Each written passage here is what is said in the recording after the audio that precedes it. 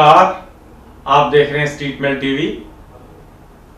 आज हरियाणा की राजनीति में काफी उथल पुथल देखने को मिली। हरियाणा के 3 कोनों में अलग अलग प्रोग्राम हो रहे थे अलग अलग पार्टियों के। आज जहां मुख्यमंत्री मनोहर लाल चंडीगढ़ में दीनदयाल उपाध्याय जयंती मना रहे थे, तो वहीं जजपा के सुप्रीमो अजय चौटाला और उनके सुपुत्र डिप्टी सीएम दुष्यंत चौटाला मेवात में समान रैली आयोजित कर रहे थे। और इन सबसे आगे जींद में आज इनेलो ने ताऊ देवीलाल के जयंती अवसर पर समान समारोह मनाया और इस अवसर पर उन्होंने बड़ी रैली की। आज देखने में यूं लग रहा था कि जैसे हरियाणा में चुनाव घोषित हो गए हों।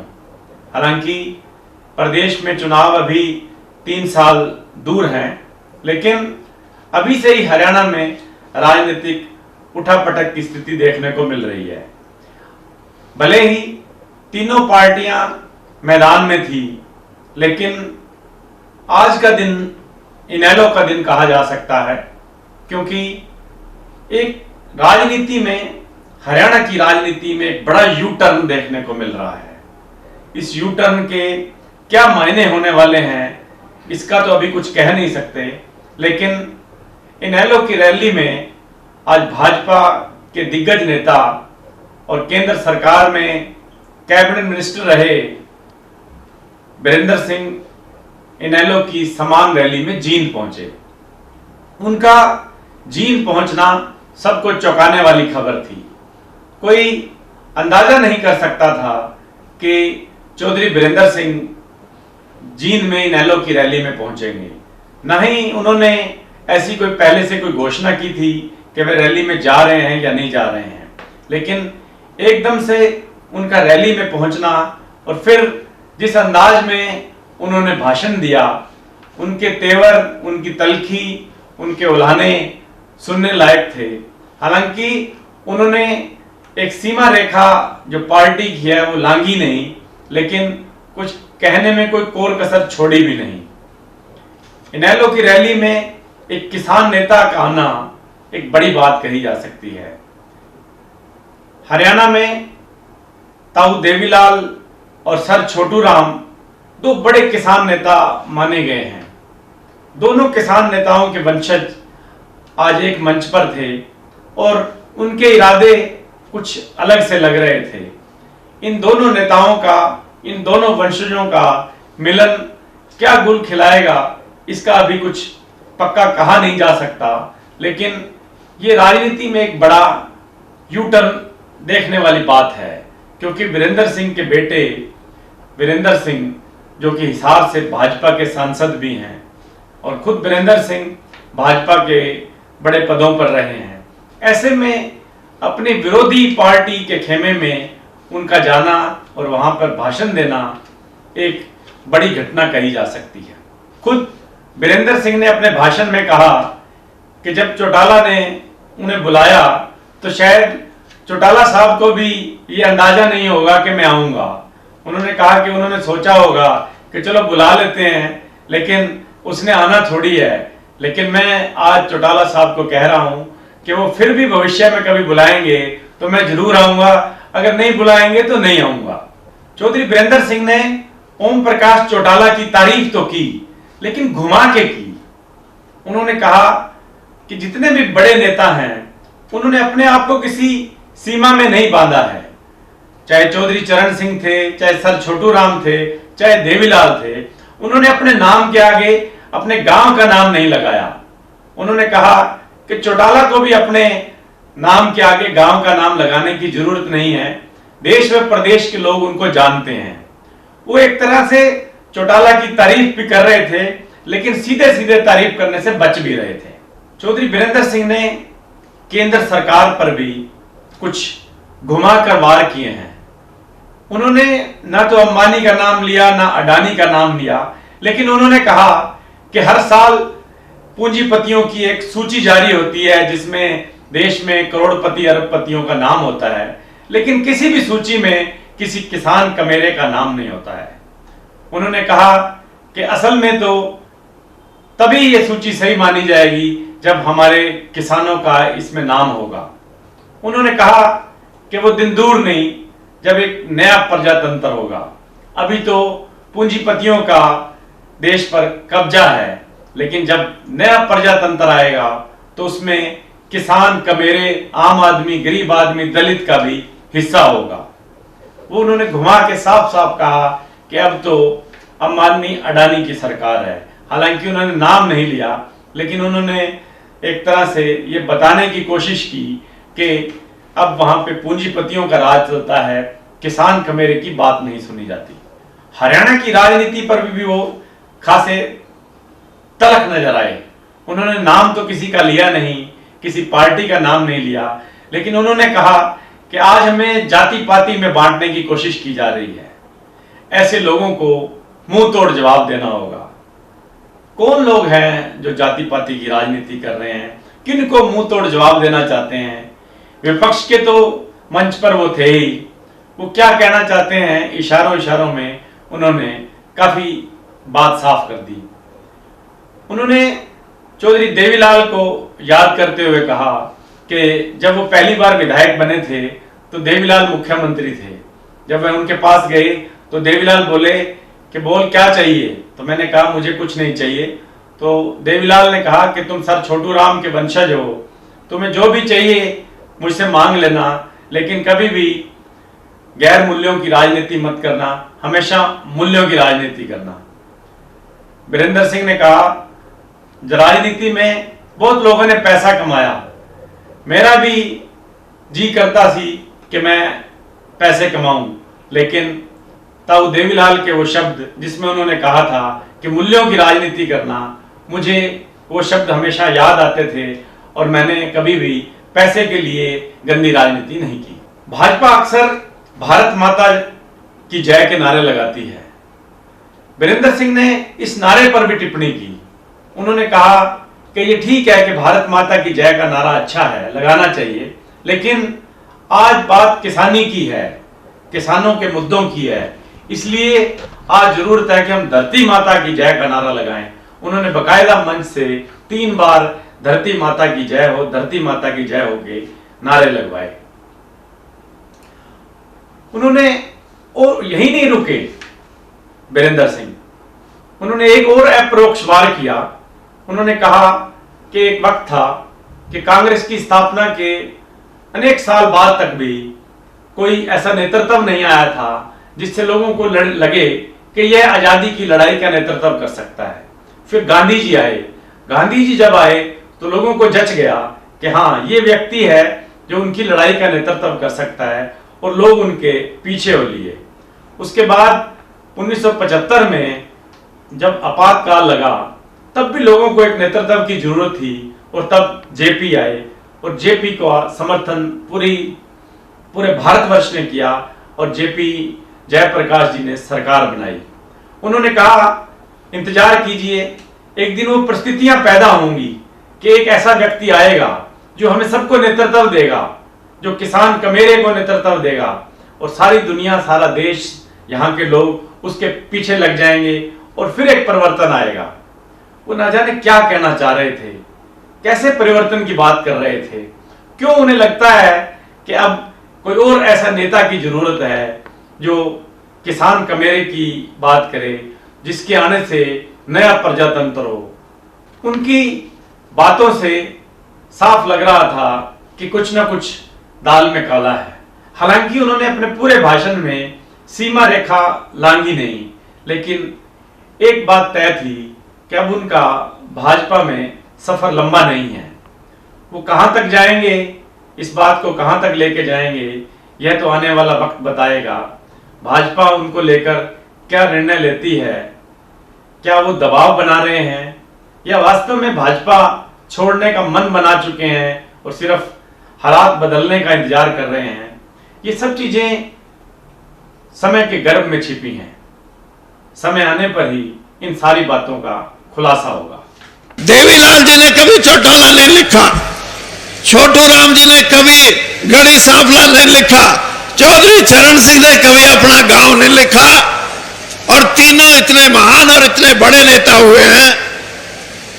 ओम प्रकाश चौटाला जी, आपकी गिनती आज हमारे समाज में, राजनीति में एक वरिष्ठ और हमारे बड़े बुजुर्ग नेता के तौर पे होती है। आप चौटाला लिखो ना लिखो, ओम प्रकाश नाम जब लिया जाएगा तो पहले ये सोचेंगे ओम प्रकाश। वैसे तो ओम प्रकाश नाम बहुत हैं, लेकिन इन्होंने हरियाणा की राजनीति में अपनी एक जगह बनाई।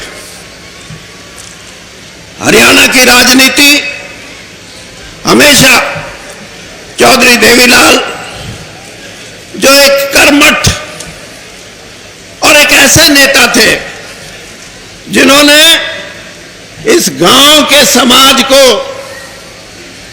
लड़ने का, संघर्ष करने का, अपने अधिकारों को मांगने का, लड़ाई के माध्यम से, संघर्ष के माध्यम से एक रास्ता दिखाया था जिसमें आज भी हरियाणा चल रहा है। और ये रास्ता सिर्फ हरियाणा के लिए नहीं, आज ये देशव्यापी रास्ता है। किसानों के अधिकारों की बात हो, नौजवानों के भविष्य की बात हो, और महिलाओं की,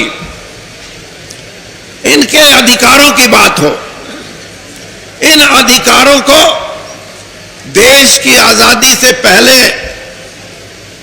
किसान ने तो यह समझ लिया था कि भगवान ने ऊपर से उतार तो दिया, पैदा तो हो गया, लेकिन यूं ही घुट घुट के मर जाना है। उसकी आत्मा में एक संकोच पैदा हो गया कि मेरा तो कोई समाज में जगह ही नहीं है। उस वक्त दीनबंधु छोटू राम जी ने उस किसान को झकझोरा, उस कमेरे वर्ग को झकझोरा और उसको कहा, नहीं तुम बेचारा नहीं है, मैं तेरे को राज का मालिक बनाऊंगा, तू लड़, तू उठ और तू अपने काम में किसी की परवाह मत, भगवान तेरे ऊपर है, तुझे हमेशा कामयाबी मिलेगी। इस चीज को पैदा किया आज से 100 साल पहले उस महापुरुष ने, और उस काम को आगे बढ़ाया चौधरी देवीलाल ने।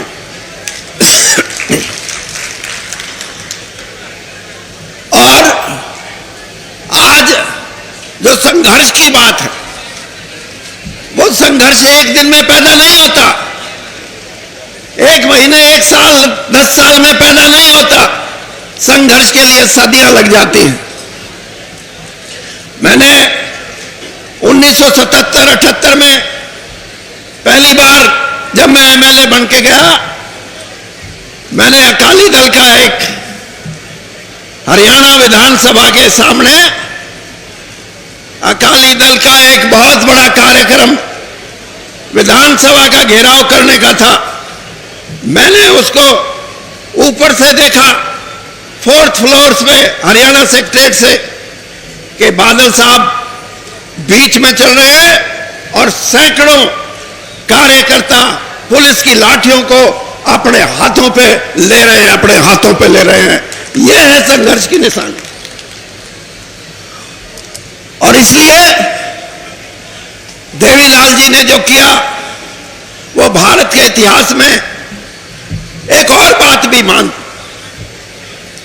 कि अगर कुर्बानी करने की बात आती है तो वो भी देवीलाल जी से आपको प्रेरणा लेनी चाहिए। आज तो लोग गांव की सरपंची के लिए, जिला परिषद की मेंबरी के लिए, एमएलए बनने के लिए, एमपी बनने के लिए, मंत्री बनने के लिए, मुख्यमंत्री बनने के लिए मर्यादित राजनीति को भूल जाते हैं और ये देखते हैं कि हमें कैसे मिले। लेकिन प्रधानमंत्री का सरपंच अपनी सरपंची नहीं छोड़ता, प्रधानमंत्री का पर त्याग करना, ये उस महान व्यक्ति की एक कुर्बानी की मिसाल है। मैं तो आपसे यह कहूंगा कि जितना योगदान इस समाज को जगाने में आदरणीय देवीलाल जी का रहा है, वो आपके अंदर एक ताकत, एक ऊर्जा बढ़ा के छोड़ के गया। उन्होंने ये कहा है कि संघर्ष ही एक रास्ता है जिसके साथ संघर्ष में कई बार ये जरूर होता है नेतृत्व की कमी हो जाती है, लीडरशिप नहीं मिलती। जब कांग्रेस पार्टी बनी थी तो जब तक महात्मा गांधी देश की आजादी की लड़ाई लड़ने के लिए आगे नहीं आए, 60 साल तक कांग्रेस पार्टी रही। लेकिन आजादी की लड़ाई अगर लड़ी तो महात्मा गांधी के आने के बाद। क्यों? क्योंकि देश की जनता ने सोचा यह है नेता, ये लेके जाएगा अंग्रेज को बाहर और हमें आजादी मिलेगी। इसी प्रकार से 1975-76 में जब नौजवानों की क्रांति हुई, जिसको संपूर्ण क्रांति बोलते हैं, जिसमें सारी कांग्रेस का सफाया हो गया था, उसमें लीडरशिप, उसमें लीडर उभर के आए जयप्रकाश नारायण, और देश की जनता ने यह कहा कि यह है आदमी, इसके साथ जुड़ो, कामयाबी मिलेगी। देश को एक नई व्यवस्था मिली। इसी प्रकार से चौधरी देवीलाल ने आंदोलन तो बहुत हुए, लेकिन उन आंदोलनों में सबसे बड़ा जो आंदोलन हुआ वो न्याय युद्ध का था। वो कामयाब क्यों हुआ? क्योंकि एक देवीलाल जी के रूप में एक नेता सामने आया, लोगों ने कहा इसके साथ लग जाओ, 36 बिरादरी उनके साथ लग गई, वो आंदोलन सफल। आज भी जिस आस में आप और हमें, आज मैं आपको ये बोल के जा रहा हूं, मेरे शब्द लिखना। वहीं जींद की रैली में पूर्व प्रधानमंत्री देवगौड़ा जी व स्वर्गीय नेता अजीत सिंह के बेटे जयंत चौधरी के आने का भी समाचार था। उनका नाम लेके प्रचार किया गया था, लेकिन वो दोनों नजर नहीं आए इस रैली में। उनके बाकायदा से संदेश पढ़कर सुनाए गए कि वो रैली में नहीं आ पा रहे हैं। लेकिन एक नेता हैं कश्मीर से, फारूक अब्दुल्ला, जो वहां के मुख्यमंत्री भी रहे हैं, उन्होंने भाषण दिया।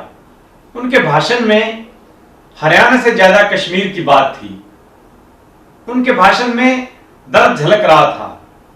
धारा 370 हटाने का भी दर्द उनके भाषण में साफ नजर आया। उन्होंने कहा कि भाजपा ने कहा था कि धारा 370 हटने के बाद आतंकवाद खत्म हो जाएगा। क्या खत्म हुआ?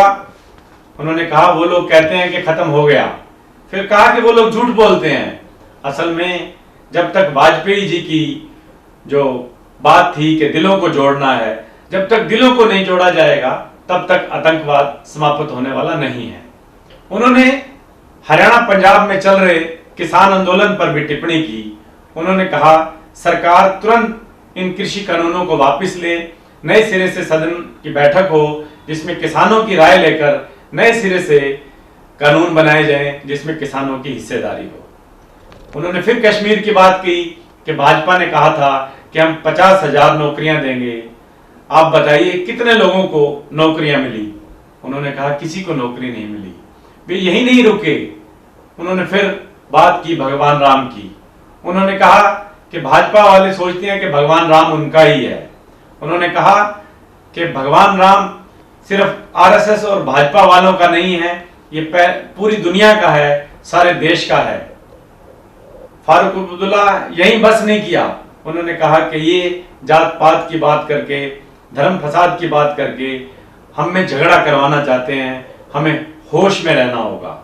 इस रैली में सबसे बुजुर्ग नेता पंजाब के पूर्व मुख्यमंत्री रहे प्रकाश सिंह बादल भी मौजूद थे। उन्होंने कहा कि एकजुट होकर ही संघर्ष किया जा सकता है और सत्ता वापसी की जा सकती है। उन्होंने मौके पर मौजूद सभी लोगों से कहा कि उन सबको वर्कर बनना होगा, तभी इनेलो की वापसी हो सकती है। प्रकाश सिंह बादल बोले कि ओम प्रकाश चौटाला भले ही बुजुर्ग हो गए हों, लेकिन मुझे लगता है कि अभी भी वो समर्थ हैं कि वो तीसरे मोर्चे का गठन कर सकते हैं। प्रकाश सिंह बादल ने कहा कि अब मेरे में तो उतनी ताकत नहीं रही कि मैं कोई तीसरे मोर्चे के लिए प्रयास करूं, लेकिन मुझे लगता है कि चौटाला में सामर्थ्य है कि वो इस काम को अंजाम दे सकते हैं। इस रैली में अगर कहीं कोई कमी थी तो वो थी ओम प्रकाश चौटाला के धारदार भाषण की।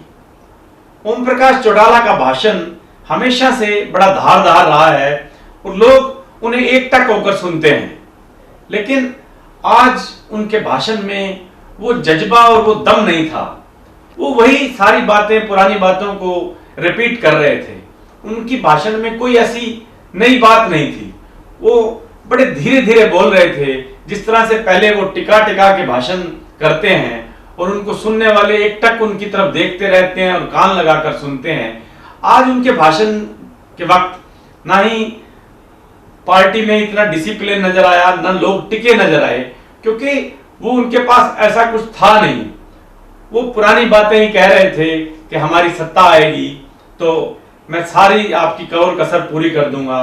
कई बार जैसे वो कहते हैं कि मैं 7 पीढ़ियों को तार दूंगा। हाँ, उन्होंने एक बात जरूर कही। उन्होंने कहा कि एलनाबाद चुनाव कराने से, जो उपचुनाव है वो करवाने से सरकार डर रही है।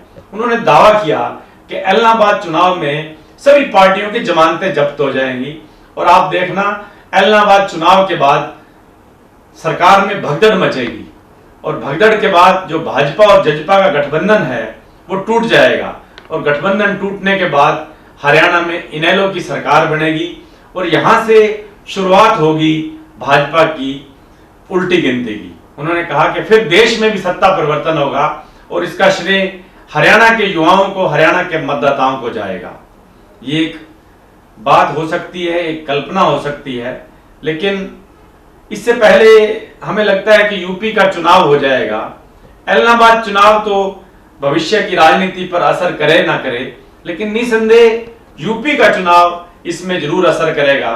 अगर आज यूपी के भी नेता कोई मंच पर होते और वो कोई ऐसी बात कहते, इनेलो के साथ मिलकर कोई गठबंधन की बात होती, तो निसंदेह इस बात में कुछ वजन हो सकता था। लेकिन आज चौटाला साहब की बातों में उतनी धार नहीं थी जिसको सुनने के लिए लोग ललायित रहते हैं। आज वो लगता है कि उन पर भी उम्र का कुछ असर है। आप बधाई के पात्र हैं कि मेरी गैर हाजिरी में आपने संगठन को पहले के मुकाबले में ज्यादा मजबूत बनाया। मैं आपसे उम्मीद रखता हूं कि आज आपके संगठन की मजबूती की बहुत आवश्यकता है। ये जन सम्मान इस बात को प्रमाणित करता है कि आपने निश्चित रूप से इस भ्रष्ट और करप्ट सरकार को बदलने का मन बना लिया। जेल से रिहा होने के बाद पहली दफा मुझे उन साथियों का आभार करने का अवसर मिला जो पिछले 10 महीनों से किसान के हितार्थ आंदोलन में जूझ रहे, दिल्ली के बॉर्डर पर सड़कों पे बैठे, गर्मी सर्दी की परवाह किए बिना, बारिश की परवाह किए बिना भूखे प्यासे किसान आज आपके अधिकारों के लिए संघर्ष में जूझ रहे। और मुझे गौर से देखने का अवसर मिला कि उस संघर्ष में केवल किसान ही नहीं, आज 36 बिरादरी के लोग शामिल हैं।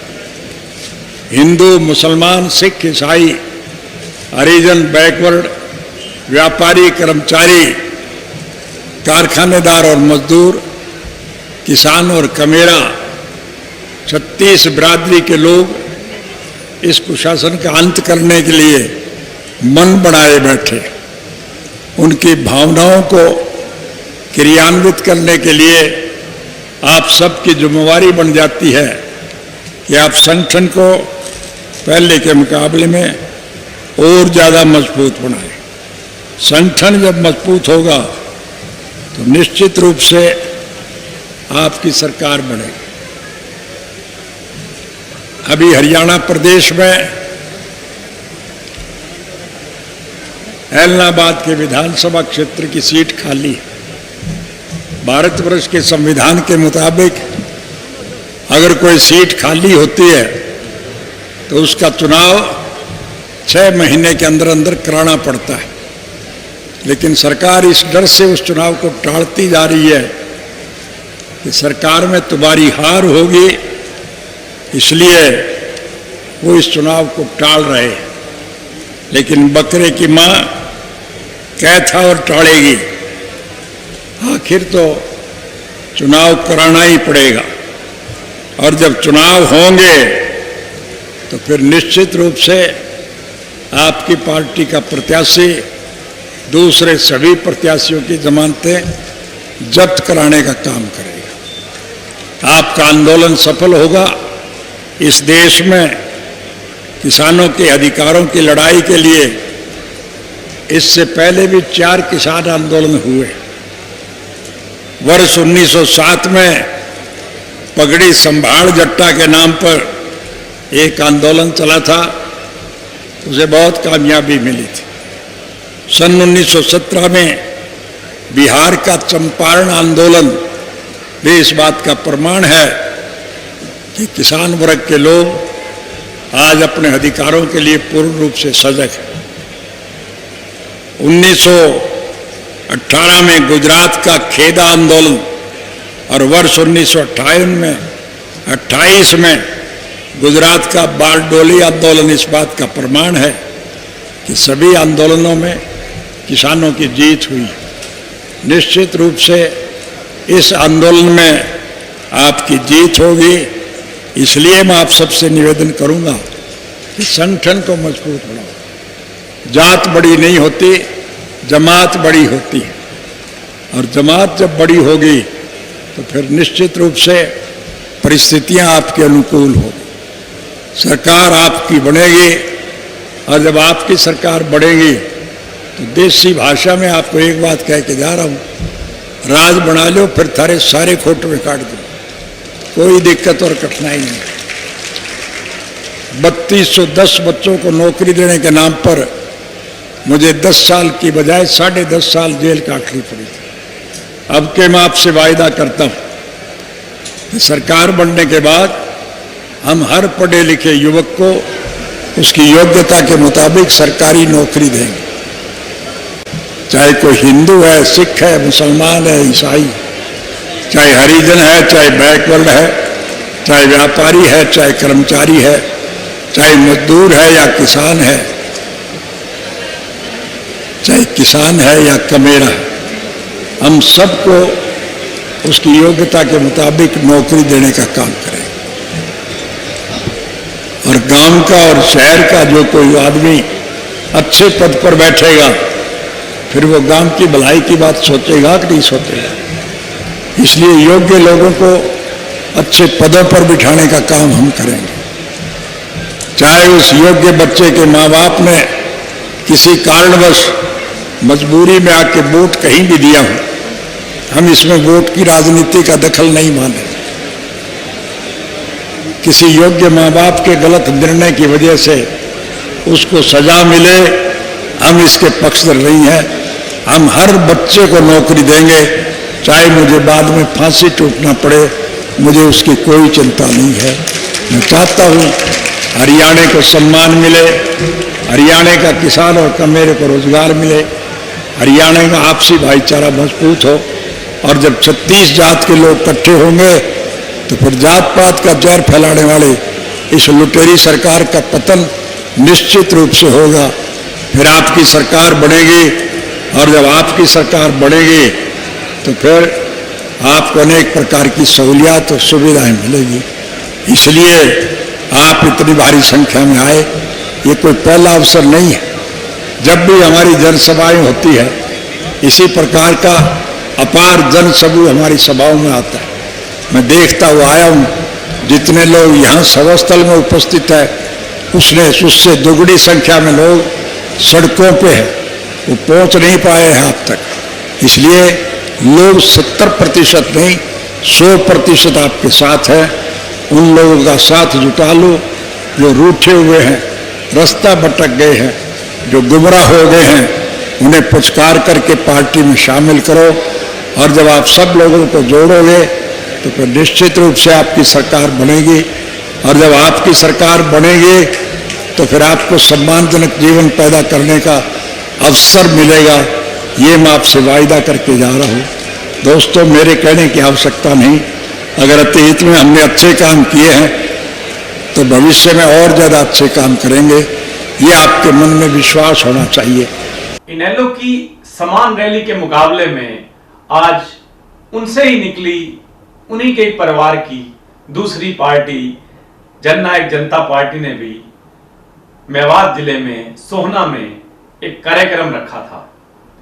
इस कार्यक्रम में चौधरी देवीलाल की 42 फुट ऊंची प्रतिमा स्थापित की गई, जिसका अनावरण जजपा के राष्ट्रीय अध्यक्ष डॉक्टर अजय सिंह चौटाला ने किया। अजय सिंह चौटाला ने इस मौके पर उपस्थित जनसभा को संबोधित करते हुए कहा कि जननायक चौधरी देवीलाल ने हरियाणा के लोगों का जीवन स्तर ऊंचा करने और उनके हक दिलवाने और उनके उन्नति के रास्ते खोलने के लिए पूरा जीवन लगा दिया। डिप्टी सीएम दुष्यंत चौटाला ने देवीलाल को श्रद्धांजलि देते हुए कहा कि हरियाणा में जननायक की सबसे ऊंची प्रतिमा लगाई गई है, जो कि प्रदेश में एकता का प्रतीक है। डिप्टी सीएम दुष्यंत चौटाला ने कहा कि हरियाणा में मंत्रिमंडल का विस्तार जल्द होगा, जिसमें जजपा को पूरा स्थान दिया जाएगा। आज की जनसभा का मंच संचालन दिग्विजय चौटाला ने किया और इस मौके पर जजपा के प्रदेश अध्यक्ष निशांत सिंह, राज्य मंत्री अनूप धानक और हमारे टोहाना के विधायक देवेंद्र बबली, राजेंद्र लितानी, शीला बिहान, विधायक अमरजीत ढांडा, रणधीर सिंह झाजरा, पंकज झाजरा और जिला से सुरेंद्र लेगा सहित अनेक नेता मौजूद थे। जजपा ने भी प्रयास किया कि उनको भी पूरा स्थान मिले, उनकी भी आज चर्चा हो, क्योंकि चौधरी देवीलाल का आज सम्मान दिवस है, आज उनकी जयंती थी, इसलिए उनके संघर्ष की पकाई रोटी दोनों दल खा रहे हैं। इसलिए दोनों दलों ने ताऊ देवीलाल को श्रद्धांजलि देकर अपनी अपनी बात रखी है, ताकि कोई ये ना सोचे कि जजपा सरकार में आने के बाद ताऊ देवीलाल को भूल गई है। इधर हरियाणा के मुख्यमंत्री मनोहर लाल भी आज सक्रिय नजर आए। उन्होंने आज माननीय दीनदयाल उपाध्याय की जयंती पर बाकायदा से एक प्रेस वार्ता की और इसे आज के दिन को समर्पण दिवस के तौर पर मनाया। इस मौके पर उन्होंने समर्पण और हुनर ऐप का पोर्टल भी लॉन्च किया और बाकायदा प्रेस वार्ता कर अपनी नीतियों के बारे में जिक्र किया। मुख्यमंत्री ने ट्वीट करके चौधरी देवीलाल और दीनदयाल उपाध्याय को उनकी जयंती पर बधाई दी, उनको याद किया, उनको श्रद्धा सुमन अर्पित किए। मुख्यमंत्री ने बताया कि किस तरह से उनका पार्टी का क्या विजन है और आगे पार्टी क्या करने जा रही है। उसके बाद वो करनाल पहुंचे। करनाल में भी उन्होंने कई परियोजनाओं का शिलान्यास व उद्घाटन किए। कुल मिलाकर भाजपा, जजपा और इनेलो आज मैदान में डटे हुए थे, ताकि मीडिया में सिर्फ एक ही पार्टी की कवरेज ना चली जाए। तीनों अपनी अपनी बात कर रहे थे। पूरा दिन टीवी पर आज राजनीतिक चर्चाओं से गर्म रहा। इन सब के क्या मायने हैं, क्या इनका आने वाले दिनों में क्या असर होने वाला है, ये सब हम आपको समय समय पर बताते रहेंगे। आज के लिए बस इतना ही। अगर आपने स्ट्रीट मेल टीवी को सब्सक्राइब नहीं किया है तो प्लीज यूट्यूब पर जाकर स्ट्रीट मेल टीवी को सब्सक्राइब कर लें। फेसबुक पर जाकर स्ट्रीट मेल टीवी पेज को लाइक करें। फिर मिलेंगे नए समाचार के साथ, तब तक के लिए नमस्कार।